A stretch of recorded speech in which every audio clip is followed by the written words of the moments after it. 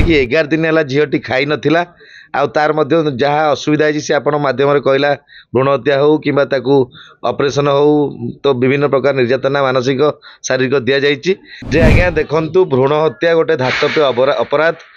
जनक बिना परमिशन रे ताकू न जनईकि स्त्री परिचय न देकरी ऑपरेशन करवा सेटा गोटे धातव्य अपराध तेणु निश्चिंत या उपरे बहुत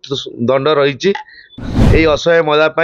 वर्तमान 10 जन आईनजीवी विभिन्न प्रकार जो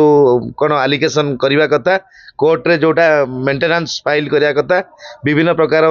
व्यवस्था करा जाइछि। जहा हूँ आज गोटे बहुत दुख घटनार माने कौन पुनरावृत्ति है तो जे कि सुचिस्मिता झीटी से बहुत असुविधा मत जोगाजोग करथिला आउ थाना मध्य केस होइछि तेणु आज पुलिस मैडम को माध्यम गणमाध्यम माध्यम तो से झीटी को रेस्क्यू करागला जे कि 11 दिन है झीटी खाई नाला आर जहाँ असुविधा है सी आपण मध्यम कहला भ्रूण हत्या हो कि ऑपरेशन हो तो विभिन्न प्रकार निर्यातना मानसिक शारीरिक दि जाइए तेणु वर्तमान रहा आग को जो केस है केस रे इन्वेस्टिगेशन जे महिला थाना मैडम करेंगे आ तार जहाँ भी सविश तथ्य आईन अनुसार जी दंडित हवा कथा कार्यानुष्ठान हम आदि किसी आईन त्रुटि रहा आम ये केस को हाईकोर्ट रे क्वासिंग करूँ। सर जो देखा भर दुटा अभियोग महिला अभियोग कर गर्भ नष्ट करपटे जदि देखा 11 दिन धरी एक कोठरी भितर बंद कर आईन अनुसार कौन सब दंड विधि लाभ हो जे आज्ञा देखु भ्रूण हत्या गोटे धातव्य अपराध जनक बिना परमिशन रे ताकू न जनईकि स्त्री परिचय न देकरी ऑपरेशन करवा सेटा गोटे धातव्य अपराध तेणु निश्चिंत या उपरे बहुत दंड रही तेणु यार इनक्वारी सत कि मिछ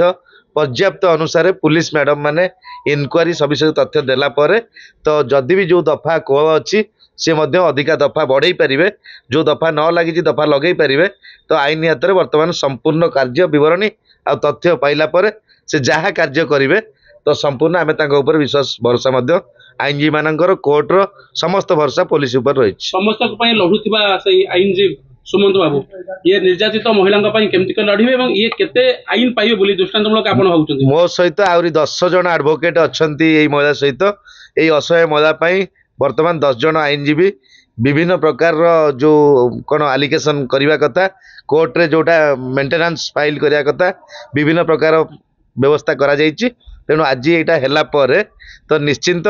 से महिला को सुरक्षा देवाई न्याय आम हाईकोर्ट रे आउ विभिन्न प्रकार मकदमा करूँ।